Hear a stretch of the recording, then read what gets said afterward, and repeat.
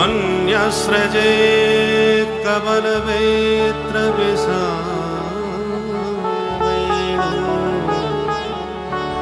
लक्ष्मश्रिये मृदुपदे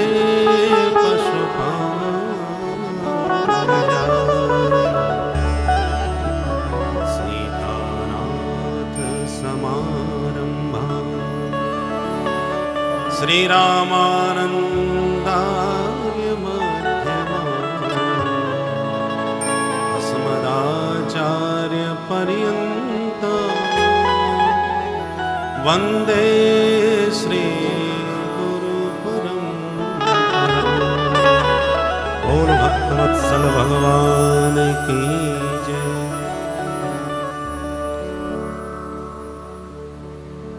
परम दिव्य इस विद्वद गोष्ठी के विदः तत्त्वं यद् ज्ञानमद्वयं ब्रह्मेति परमात्मेति भगवान इति सत्यते। तत्व तो एक ही है, परंतु उस एक तत्व को ही ज्ञानी निर्गुण निराकार रूप में ब्रह्म के नाम से जानते हैं। योगी उसी को सगुण निराकार रूप में परमात्मा के रूप से पहचानते हैं। भक्त उसी को सगुण साकार रूप में भगवान के रूप से जानते हैं। एकम सद्विप्रा बहुधा वदन्ति। दूसरे श्लोक में माया का वर्णन है।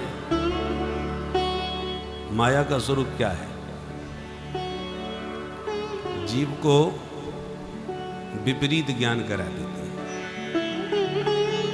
भगवान की माया न हो तो यह संसार ही न चले। शुद्ध सोना कीमती तो हो सकता है, पर अलंकार यदि बनाने हैं तो उसमें कुछ न कुछ टांका लगाना पड़ेगा। बिना मिलावट के, बिना टांका लगाए बढ़िया अलंकार गहने नहीं बन सकते। और सोने का यदि गहना न बने तो फिर सोना किस काम का? केवल सोने की शिला लटका के कोई घूम है, उसमें शोभा नहीं होगी। उसका अलंकार जब बनता है, सोना वही होता है, उसके विविध गहने जब बनते हैं तभी उसकी उपयोगिता की सार्थकता है। तो माया विपरीत बोध कराती है। माँ माने नहीं, या माने जो, जैसा दिख रहा है वैसा है नहीं, उसी का नाम माया है। जैसे एक जादूगर इंद्रजाल फैलाता है और उसके इंद्रजाल को हम लोग देख करके भौंचक के रह जाते हैं।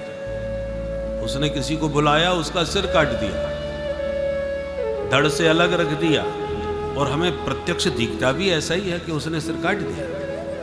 उसके बाद ज्यों का त्यों जोड़ देता है और स्वस्थ कर देता है।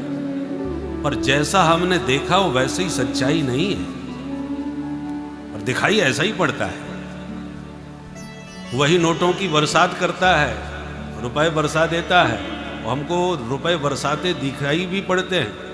अंत में वही खेल खत्म हो जाने के बाद झोली पसारता है, भैया कुछ रुपया धैला डालते जाओ। भाई इतने नोट बरसाए थे, थोड़े और बरसा लेते, क्यों मांग रहे हो? बोले साहब वो केवल देखने की बातें हैं, वो सच्चाई नहीं है जो आपने देखा। तो जादूगर का खेल जो हम देखते हैं वो वैसा दिखाई पड़ता है, वैसा है नहीं। परंतु इस सच्चाई को सिर्फ उसका जमूड़ा जानता है, जो सदा उसके साथ रहता है। हाँ जमूड़े, बोले हाँ सरकार। तो 24 घंटे हाथ जोड़ करके जो दास बन के रहता है, वो जमूड़ा उसके सारे रहस्य को जान जाता है। इसलिए दुनिया देखने वाली हतप्रभ रहती है, परंतु जमूड़े पर उसका प्रभाव नहीं पड़ता, उसकी माया नहीं व्याप्ति। गोस्वामी जी कहते हैं, नट कृत विकट कपट खगरा, नट कृत विकट कपट खगरा, नट कृत विकट कपट खगरा, नट सेवक ही न व्यापे माया, नट सेवक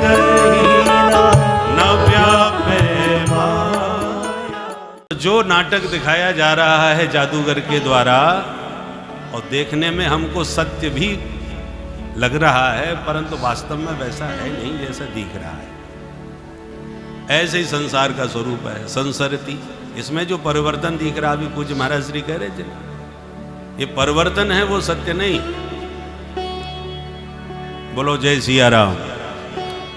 तो तात्पर्य यह है, गोस्वामी जी महाराज ने वर्णन किया वनगमन की यात्रा में राम जी के, कि राम जी आगे जा रहे हैं, लखनलाल जी पीछे जा रहे हैं और बीच में किशोरी जी जा रही हैं। तो कैसी लग रही हैं? बोले जीव जीव ब्रह्म बिच माया जैसे। जैसे जीव और ब्रह्म के बीच में माया का स्वरूप होता है, किशोरी जी भी माया का स्वरूप हैं। परंतु भगवान ने कहा मनु महाराज से कि हमको तुम बेटा तो बना रहे हो, परंतु हमारा विवाह किससे करोगे जब हम तुम्हारे बेटा बनेंगे? तो बोले आदि सृष्टि जहे जग उपजाया सो अवतरे मोर यह माया। इसलिए ये भी हमारे साथ में आएंगी, जो मेरे सदा साथ रहती है। जीव, माया और ब्रह्म तीनों ही नित्य हैं। और श्रीमद् भागवत में जो वर्णन किया, धर्म प्रोज्झित कैतवोत्र परमो निर्मत्सराणां सता वेद्यं वास्तवमत्र वस्तु शिवदं तापत्रयो श्रीमद्भागवते महामुनिकृते किं वा परैरीश्वरः सद्यो हृद्यवरुद्धते त्रिकृतिभिः शुश्रूषुभिस्तत्क्षणम्। इस एक ही श्लोक में 3 बार अत्र अत्र अत्र कहा। धर्मः प्रोज्झित कैतवोत्र, अत्र अस्मिन् श्रीमद्भागवते प्रोज्झित कैतवः परमो धर्मः निरूप्यते। पर यहां पर जो कहा वास्तव वस्तु, वास्तव वस्तुम अत्र अत्र वास्तव वस्तु वेद्यम, इस ग्रंथ में वास्तव वस्तु का बोध कराया गया है। तो ये वास्तव वस्तु क्या है? वास्तवो जीवः, वास्तवी माया, वास्तवम जगत। जीव, जगत और माया, इसी का ही तो प्रतिपादन श्रीमद् भागवत में किया गया है। और इस सारे विषय को यदि हम राम जी के चरित्र में देखें तो राम जी हैं राम ब्रह्म परमारथ रूपा, वो पूर्ण ब्रह्म है। और सुग्रीव कौन है? बोले ये जीवात्मा है। और हनुमान जी कौन है? बोले ये महात्मा है। जो माया के अधीनस्थ है वो जीवात्मा, जो माया के बीच रहकर संसार में भी उस जो माया से मुक्त हो गया वो महात्मा, और जो माया को भी अपने सारे पर नचाता है उसका नाम परमात्मा है। तो राम जी हैं परमात्मा, और सुग्रीव हैं जीवात्मा, और हनुमान जी हैं महात्मा। अब जैसे हम लोग विवाह संबंध जब करते हैं तो विवाह में कोई ना कोई एक बिचौलिया जरूर होता है। उसका काम है कन्या पक्ष के पास में जावे तो वर के गुण गावे, और वर के घर में जावे तो कन्या के गुण गावे। तो कन्या का गुण सुन करके वर मुग्ध होता है, और वर के गुण सुन करके कन्या मुग्ध होती है, और फिर दोनों की महिमा सुना सुना करके बिचौलिया संबंध बना देता है। बिचौलिया वही सफल होता है जो दोनों से जुड़ा हो, दोनों परिवार से जुड़ा हुआ हो, वही तो बढ़िया परिचय करा पाएगा। उसी प्रकार महात्मा बिचौलिया होते हैं। हम संसारी जीव हैं, अब बिसिया सकते हैं, अपने स्वरूप को भूल गए, इसलिए जीवात्मा भटक रहे हैं पुरंजन की तरह। परंतु अभिज्ञात जो हमारे परम सखा हैं, शाश्वत सखा जीव के हैं, वो अपने स्वरूप को जानते हैं, पहचानते हैं। परंतु जब देखते हैं कि बेचारा हमारा मित्र भटक गया तो इसको लाना है, उसके बिना हमारा भी मन नहीं लग रहा, तो हमारे प्रभु ही साधु का, ब्राह्मण का वेश बना करके आए और पुरंजन को समझाए, तू कहाँ भटक रहा है भाई, कहाँ किसका सती साध्वी बन करके सती होने जा रहा है, चल अपने साथ, तू मेरा मित्र है, हम दोनों प्यारे हंस हैं, एक साथ विहार करने वाले, 2 हंसों का जोड़ा बिछोड़ गए। और अब तू हमसे बिछोड़ करके अपने स्वरूप को भूल के इधर उधर पुरियों में प्रवेश करता भटक रहा है पुरंजन। तब जब स्वरूप का बोध कराया तो ज्ञान हो गया। तो वो कोई दूसरा नहीं था, वो अपना मित्र जो था वही ब्राह्मण बन करके स्वरूप ज्ञान कराने आया। उसी प्रकार सदगुरु कौन है? हनुमंत लाल जी महाराज क्या है, सुग्रीव से भी मिले हैं और राम जी से भी मिले हैं, परंतु वास्तव में सुग्रीव ने जब हनुमान जी का विश्वास किया, सदगुरु की आंख पर अपने से ज्यादा भरोसा हो, ऐसा सदगुरु, गुरुम शंकर रूपिणम, शिवावतारी ही है हनुमान जी महाराज, इसलिए सदगुरु हैं। जय जय जय हनुमान गोसाई, कृपा करो गुरुदेव की नाई। तो हनुमान जी जैसे सदगुरु का आश्रय जीवात्मा सुग्रीव ने लिया, तो सुग्रीव में हजारों बुराइयां हैं, महाभगोड़ा है, भागता रहता है। राम जी को भी देख के कहता है कि भागो तुरंत तजो यह सैला।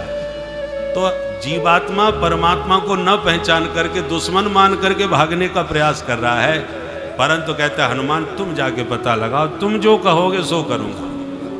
तो अपनी आंख से ज्यादा भरोसा हनुमान जी की आंख पर है, इसलिए हनुमान जी ने जाके राम जी को पहचाना, और सिर्फ पहचाना ही नहीं, लिए दुओ जन पीठ चढ़ाई, दोनों को कंधे पर बैठाया और ला करके सुग्रीव से हाथ मिलवा दिया।